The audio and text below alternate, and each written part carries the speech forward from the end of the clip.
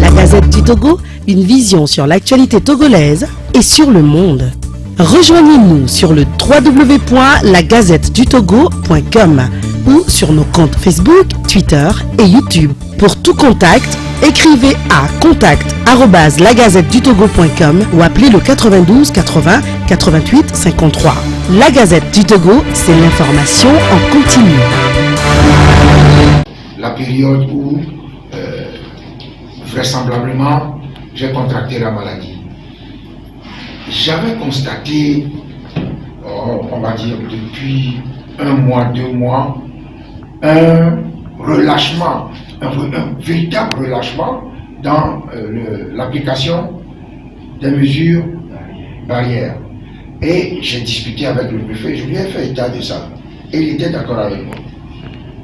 J'ai discuté avec Madame Taboussouma, je lui ai dit que moi je rentre à la maison vers 12h30, 13h, je vois les élèves sortir du lycée de Konya-Kopé. Sur 200 élèves dans la rue, il y a 1 ou 2 personnes qui portent le masque. Et encore, ceux qui portent le masque ont le masque au menton. Donc c'est totalement un relâchement incompréhensible. La plage le dimanche, on ne peut pas imaginer qu'on laisse une foule immense se frotter, et des gens se frottaient le dimanche après-midi à la plage, tout le long de la plage. La partie qui concerne Golfe 4, c'est jusqu'au rond-point Santa Maria, et puis après c'est Golfe 1, aussi après, là-bas, vers l'hôtel de la paix, tout ça, il y a un monde incroyable. Et c'est ce laxisme-là qui est incompréhensible. Alors que, déjà à l'époque, c'est la panique générale en Europe. Ils prennent des mesures, ils n'arrivent pas, ils prennent des mesures tout le temps. Alors ici, ils ont commencé déjà à parler de vaccination, et nous, on fait comme si le mal n'existe pas. Ce laxisme-là incompréhensible.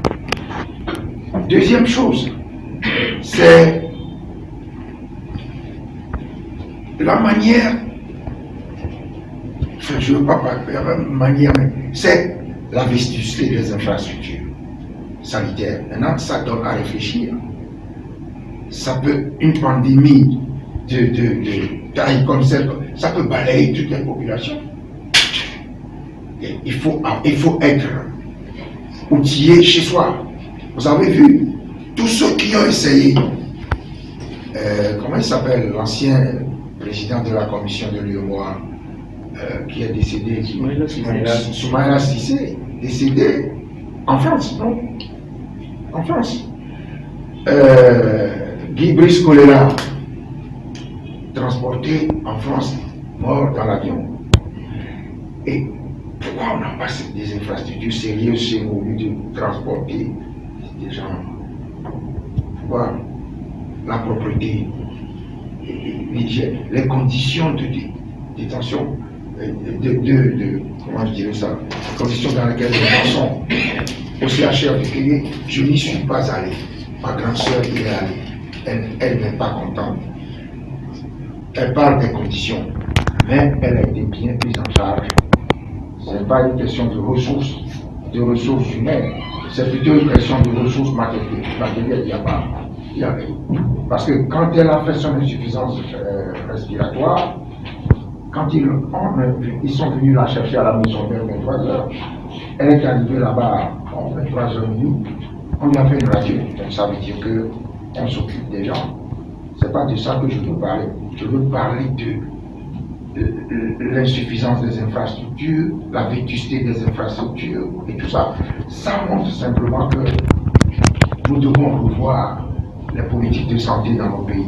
Le dire n'est pas, moi je suis de toute façon, je suis de l'opposition, c'est mon devoir. Et je le dis depuis longtemps, ces choses. Donc, la part de la santé dans le budget national, c'est faible. Je le sais parce que j'étais à l'Assemblée. Nous ne respectons pas les directives communautaires en matière de santé. Et ce que je voudrais dire aux populations maintenant, c'est nous avons l'habitude de parler beaucoup, inutilement.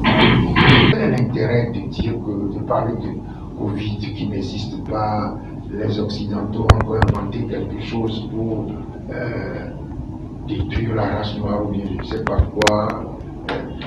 Bon, si les Occidentaux veulent nous éliminer de la Terre, je suis persuadé qu'ils trouveront autre chose. Mais en fait, la maladie existe. C'est une réalité concrète. C'est une réalité concrète. Elle tue des gens dans notre environnement immédiat. Moi, j'ai un cousin germain qui est une tête brillante, qui a travaillé pendant 30 ans à l'OUA, maintenant UA, entré à la retraite, professeur de physiologie biologie à l'université ici avant de partir. Il est rentré, il est mort 3 jours après le test. 3 jours. Donc, ça existe. J'ai une cousine germaine pareil. Donc, ces histoires de blablabla, mettons ça de côté. C'est pour nous-mêmes. C'est pour nous-mêmes. C'est pas on bavarde. Il ne faut pas que l'irresponsabilité ou le laxisme de quelqu'un empêche la maladie ou bien favorise l'évolution de la maladie. Donc, il faut prendre à bras le corps la lutte contre la propagation du coronavirus. Et puis, ne pas faire de la philosophie, respecter scrupuleusement les mesures barrières. Quand on n'est pas riche, il faut être propre, quand on n'est pas riche, il faut au moins respecter ce qui empêche. Nos infrastructures sanitaires ne sont pas à la hauteur, d'accord? Mais nous-mêmes, respectons les mesures barrières, minimum. Moi, bon, évidemment, j'ai mon masque, mais les masques, on ne peut pas laisser les élèves dans les écoles sortir, aller être dans les rues sans masque. On a eu le sentiment qu'à un moment donné, on a baissé les bras. On a baissé les bras dans la lutte contre la propagation de la maladie. Et évidemment, maintenant, tout le monde s'active pour vacciner sa population dans le monde entier. Vous voyez, les peuples ont des cultures différentes. Il y a des peuples qui ont le goût du risque dans le sang. Certains n'ont pas eu crainte. Ils ont vacciné leur population. Les Israéliens, les Anglais, ils vaccinaient à tour de bras. Et les populations disciplinées ne critiquaient rien. Certains autres ont l'habitude de parler. Il ne faut pas que les riches nous communiquent l'habitude de parler. L'habitude de philosopher. Non, AstraZeneca, ça ne vaut rien. Aujourd'hui, ceci. Mais qu'est-ce que nous, qui n'avons pas de moyens, avons à nous mêler de ces choses qui sont du blablabla inutile? AstraZeneca, ces gens-là ne blaguent pas. Ils ont ce qu'ils appellent des agences de médicaments qui autorisent ou n'autorisent pas. Aux États-Unis, vous avez FDA, Food and Drug Administration. En Europe, l'Agence européenne des médicaments. Tous ces gens, ils ne blaguent pas. Ils ont des conseils scientifiques, etc. Et ils parlent, bon, dans les pays, c'est normal, ils sont en démocratie. Il y a des professeurs qui arrivent, qui donnent leur point de vue et tout ça. Mais nous qui n'avons pas de moyens, on se met à suivre des gens dont on ne connaît pas les intérêts. Parce que vous ne savez pas, bon, il y a beaucoup de sous en bas. AstraZeneca, Sputnik V. Pourquoi personne ne parle de Sputnik? Moi, je suis persuadé que si on discute avec les Russes, ils peuvent vous aider, ils peuvent vous donner. Les Chinois, ils ont donné au Sénégal, Sinopharm. Ces gens-là en ont. Et il faut vacciner. Maintenant, là, il faut vacciner, vacciner et vacciner. Parce que c'est une maladie sournoise. Elle vous porte les poumons et c'est fini pour vous. Il faut vacciner, vacciner. Bon, il n'y a pas de vaccin sans effet secondaire. Et par rapport à la constitution ou à l'organisme, moi je ne suis pas médecin. J'essaye de suivre les choses et de faire la part des choses, d'être objectif possible. Je laisse les médecins parler de ces choses, mais je sais ce que j'ai vécu et je ne souhaite pas ça à quelqu'un. Je ne souhaite pas l'état extrême de fatigue que ça crée à quelqu'un. Et quand vous avez ça, vous êtes guéri. Moi, je suis guéri, mais je suis fatigué. Je suis fatigué. Donc, la vaccination, il n'y a pas de vaccination, je ne veux pas dire sans risque, mais sans effet secondaire, léger ou bien un peu plus. Vous êtes un peu jeune, mais nous qui sommes un peu au-delà de la cinquantaine, soixantaine, je me souviens, dans les années 60, ici, à l'école primaire, on avait des vaccinations de masse. Le DTaB, quand on vous vaccine du TAB, votre bras, vous ne pouvez plus le décoller du corps pendant 3-4 jours. Vous avez la fièvre, une forte fièvre et tout ça. Les vaccinations qu'on a aujourd'hui, c'est léger. Le monde a évolué. Mais à l'époque, qui critiquait, qui discutait? Nos parents nous envoyaient nous faire vacciner. Il ne faut pas que les réseaux sociaux, qui sont en principe de bonnes choses pour permettre aux gens, que ça sert à intoxiquer une grande masse de population. Donc, moi, j'ai beaucoup parlé, je crois que j'ai dit l'essentiel. Il faut maintenant que on reprenne les bonnes habitudes du début. Les bonnes habitudes du début. Ça ne sert à rien de faire des couvre-feux si après on laisse les enfants aller se promener sans masque, ou bien les gens sont à la plage. Mais ils ont toute la vie pour faire du sport. Pour faire le sport, il faut être en vie, non? Ils ont la vie pour faire, aller contracter cette maladie-là, qui est quelque chose de ce que vous ne savez pas où vous l'attrapez. Donc il faut être prudent. Bon, j'ai passé mon temps à être prudent et je continue d'être prudent, mais je ne l'aime pas, je l'ai quand même attrapé. Monsieur le maire, est-ce que j'ai trois petites préoccupations? Est-ce que durant tout ce temps où vous avez contracté la maladie, le chef de l'État a cherché à avoir de bonnes nouvelles? La deuxième préoccupation, pourquoi vous n'avez pas été hospitalisé à Kédé comme la plupart de ceux qui ont contracté la maladie?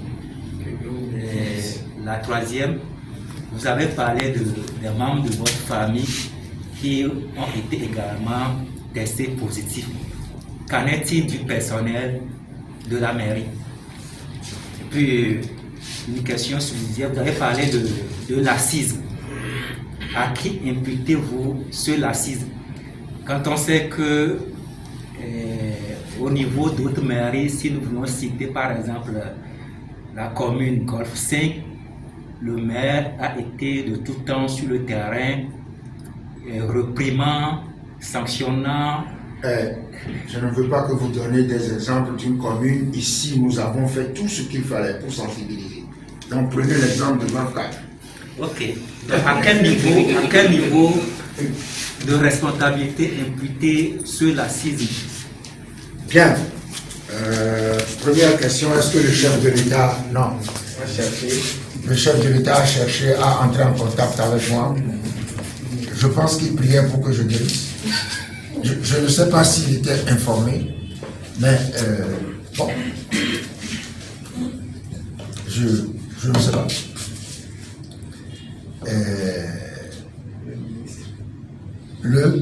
Et le ministre le ministre de tutelle. Le ministre de tutelle. Le préfet m'a appelé régulièrement. Je ne suis pas là pour raconter des histoires. Il m'a appelé régulièrement pour avoir de mes nouvelles et me transmettre la solidarité du ministre. La deuxième question, c'est quoi? Le personnel. À la mairie, je crois que moi j'étais touché, hein, mais comme je recevais régulièrement, je l'ai dit, la visite du docteur Taboutsman et les membres de son équipe, un membre de l'équipe m'a dit que ils sont passés, ils sont venus ici tester les gens. Il y a de fortes chances que j'ai attrapé la maladie ici. Je signe des tonnes de parapheurs, des tonnes de documents, je lis des tonnes de lettres régulièrement. Donc, comment faire? Ou vous refusez de travailler, ou vous travaillez avec d'énormes risques. Et donc, on travaille. Dès que je finis de signer, je vais me laver les mains, et puis tout. Mais je reçois. Ça, c'est le risque du métier. Hein. Vous ne pouvez pas faire autrement. Il faut travailler. Autrement dit, des gens ont contracté aussi la maladie ici. Des gens ont été testés positifs ici. Non, je ne. Ouais, ce que je dis là voudrait signifier cela. Mais les tests sont confidentiels, je pense. Et donc, quand vous êtes testé, c'est à vous qu'on dit que vous avez la maladie. On ne dit pas ça, on n'affiche pas une liste pour dire Kofi positif, Kodjo négatif, Ayavi positif, etc. Non. Donc, si des gens ne se sont pas absentés, moi je suis resté dehors 3 semaines. Si les gens ne se sont pas absentés pendant cette période, c'est que ils n'ont pas été testés positifs. Maintenant, pourquoi? C'est vous qui allez poser cette question. Pourquoi est-ce que moi je suis resté à la maison?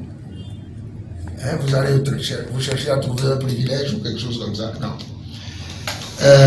D'abord, j'ai souhaité rester à la maison. Mais j'ai constaté que pendant cette période-là, on confinait également à la maison. On confinait à la maison. Mais moi, je souhaitais rester à la maison. Vous êtes confiné à la maison, vous n'allez nulle part. Vous vous soignez. Vous recevez la visite des équipes. Ils viennent voir comment évolue votre état. Et puis, c'est tout. Parce que si, je pense que si on veut confiner tout le monde à tête, il n'y aura pas de place. Surtout dans le pic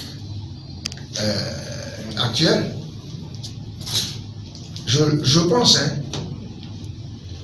Et puis, je crois que le personnel soignant lui-même sait que peut-être vous êtes dans de meilleures conditions psychologiques en étant chez vous. Parce que quand vous êtes à Kégué, vous pouvez passer 2 jours sans voir personne. Et ça vous crée un stress qui peut accentuer la maladie. Donc, ils sont, je crois qu'eux-mêmes sont favorables à ce que les gens sérieux